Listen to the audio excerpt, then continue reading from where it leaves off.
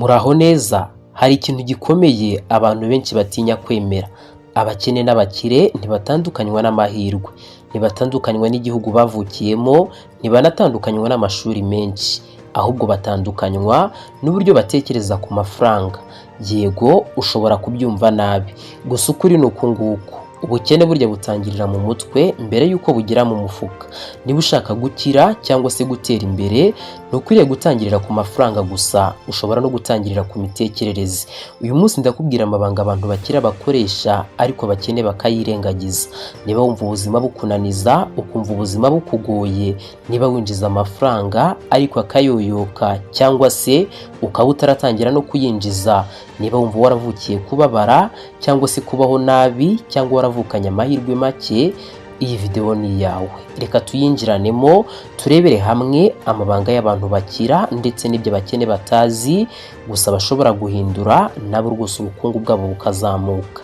Ikintu cya mbere, burya abantu bakira bakora ku mitwe yabo mbere y'imifuka yabo. Umuntu ukennye usanga akanguka atekereza ati uyu munsi nabona amafaranga hehe yo kurya. Umuntu ukiza akanguka atekereza ati ni gute nakora ku buryo amafaranga akorera njyewe aho kugira ngo njye nkomeza gukoresha imbaraga. Iryo ni ibanga rya mbere. Abakene bakorera amafaranga, abakire bagatuma amafaranga bakorera. Umukene atekereza ku guhembwa, umukire agatekereza ku kubaka systeme izajya imuzanira amafaranga yaba aryamye cyangwa se ari mu kazi. Niyo mpamvu umuntu ashobora guhembwa 300,000 akaguma ari umukene, undi agahembwa 80,000 ariko akagenda yubaka buhoro buhoro ugasanga ageze kure. Abakire babanza guhindura uko babona amafaranga, ntibayabona nk'ayo kurya gusa, bayabona nk'ibikoresho byo kubaka ubuzima, aho kugira ngo bayafate rimwe gusa ubundi ntibazongere kuyakozaho imitwe y'intoki. Ikintu cya kabiri, burya abantu bakira ntibakoresha ibyo babonye byose. Iri ni ibanga rikomeye cyane. Umukene yabonye amafaranga arishima, agatekereza ku byo akeneye ako kanya: imyenda mishya, telefone nziza, ibirori, kwiyerekana. Ariko umukire wabanza kwibaza ati aya mafaranga ko nyabonye ejo nzaba nyafite, nyakoresheje neza uyu munsi se ejo yanzanira iki? Umukene atekereza uyu munsi ariko umukire agatekereza imyaka iri imbere. Niyo mpamvu umukene ashobora kugura ibintu bigaragaza ubuzima bwiza ariko akabaho mu bibazo. Umukire ashobora kubaho mu buzima busanzwe ariko inyuma hari imishinga, hari ibishoro yagiye atangiza ndetse hari ejo heza. Abakire bakoresha make ariko bagashora menshi. Abakene bakoresha menshi bakazigama ibisigaye, yewe gushora benshi ntibanabyumva kandi akenshi usanga hatasigaye na kimwe. Ikindi kintu cya gatatu, burya abantu bakira bakunda gufata risk, bakunda gufata bwa buzima bushobora kubagora kugira ngo bazagire icyo bageraho. Mu by'ukuri uribaza uti bigenda bite? Umukene usanga ahora ashaka umutekano cyangwa se bya bintu bitamustressa, niko nabivuga. Ati reka nkora akazi kanjye gusa, sinkeneye ibindi bimvangira. Ariko ikibazo ni iki? Akazi ni gatuma ukira ahubwo gatuma ubaho. Abakire barabizi ko kugira ngo ubuzima buhinduke hagomba kuba hari ikintu wagerageje, ariko ntabwo ari risk y'ubuswa cyangwa se icyemezo kigayitse, ahubwo ni icyemezo gifite ubwenge, ni risk ifite umumaro. Bariga mbere yo gushora, bakabanza bakabaza ababizi, bagatangira ibintu bito byoroheje bitabavuna ndetse bakagerageza. Ni mu gihe umukene batinya gutakaza nayo yari afite ariko ntamenye ko ari gutakaza amahirwe yo gukira. Nta mukire wabaye umukire atafashe risk. Nta mukire wigeze ubona amafaranga atashoye. Kuba umukire yarashoye ntibivuze ko ibintu byose yarabyizeye 100%. Yari yiteze ko ashobora guhomba, aniteze ko ashobora kunguka, ariko byose yari yabitekerejeho, byanabajije ababikoze uko byagenze. Reka twirebere ikindi kintu cya kane. Burya abantu bakira bashora mu bwenge bwabo. Iri ni ibanga rikomeye kurusha andi yose. Umukene yabonye amafaranga make atekereza ku kugura ibintu, mu gihe umukire wahita atekereza ku kugura ubumenyi buzamufasha gukomeza kwiyungura byinshi ndetse no gukomeza kubona amafaranga. Harimo nko kuba yagura ibitabo, kuba yajya mu mahugurwa atandukanye, kuba yakwiga skill nshya cyangwa se ikintu gishya kizamuzanira amafaranga, kuba yaganira n'abantu bamurusha ubumenyi ndetse n'abantu bamurusha uburyo bwo gukorera amafaranga. Uribaza uti kuki abikora?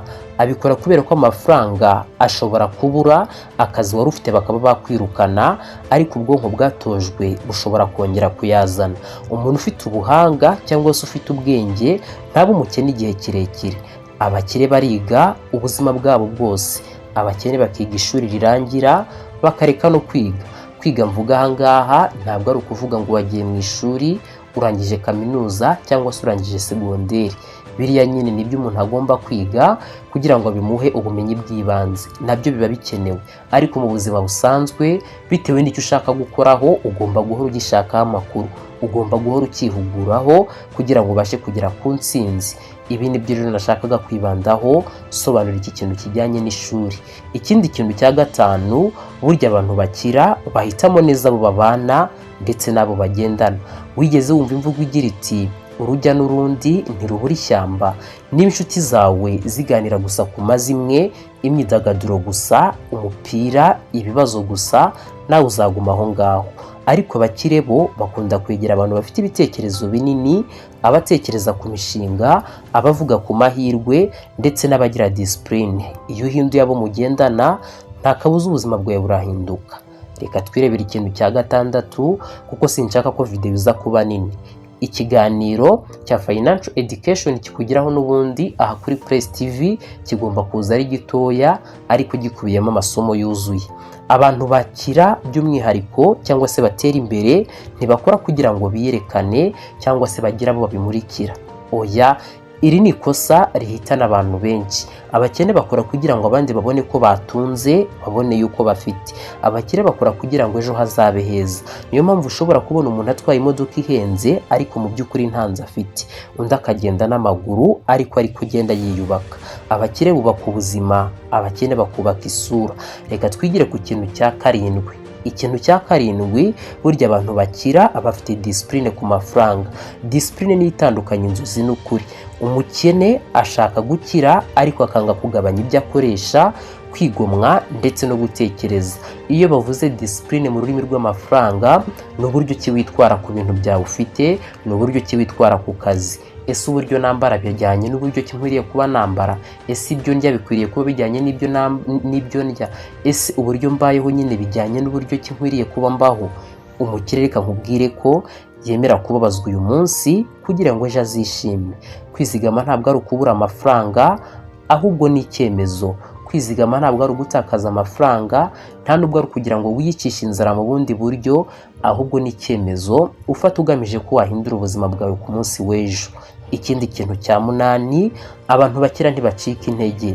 Iri ni ikosa ndetse n'ikintu cyagiye kigonga abantu benshi, ikintu bita gucika intege. Birashoboka ko watangiye ikintu wageramo hagati ugahura n'imbogamizi, ukavuga uti iki sinazagikomeza, sinakomeza kubyihanganira. Ariko reka nkubwire ko abakiri imishinga yabo irahomba, barashora bagahomba ndetse ugasanga n'ibyo bashoye ntibabigaruje. Ugasanga baragerageza bikanga ariko mu by'ukuri ntibahagarara. Ntibavuga bati ubuzima bwaratwanze, ntibavuga bati twe nta mahirwe twavukanye, ahubwo baravuga bati iri ni isomo rimwe mu buzima, reka nongere ngerageze neza kurushaho, bishobora kuzakunda. Abakene babona feyira bakarekura, abakene bahura n'igihombo byose bakabihagarika. Ariko abakire bo bayigira umwarimu, ikosa bahuye naryo ribigisha kuba bagera ku bindi bitandukanye ejo hazaza. Feyira yabo mu by'ukuri iba igice kimwe cyo kugera ku ntsinzi yabo. Niba ushaka gukira rero, hindura imitekerereze, wige kuyobora amafaranga make ufite, wige kumenya uburyo cyakoreshwa. Ikindi wige kubaho utagendeye kugushimisha abantu cyangwa se kugushimisha abandi. Uko uzi ko kuba wagira ibibazo byawe bikureba, nta wundi muntu ukwiriye kubimenya ndetse nta n'uwo bireba, nta n'impamvu yo kugira ngo ubereho gushimisha abantu.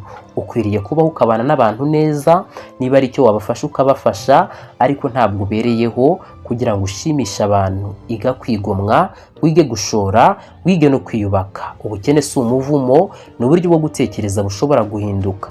Ushobora kuba utaravukiye mu muryango ukize, ariko ushobora kwemeza ko abana bawe bazavukira mu buzima bwiza.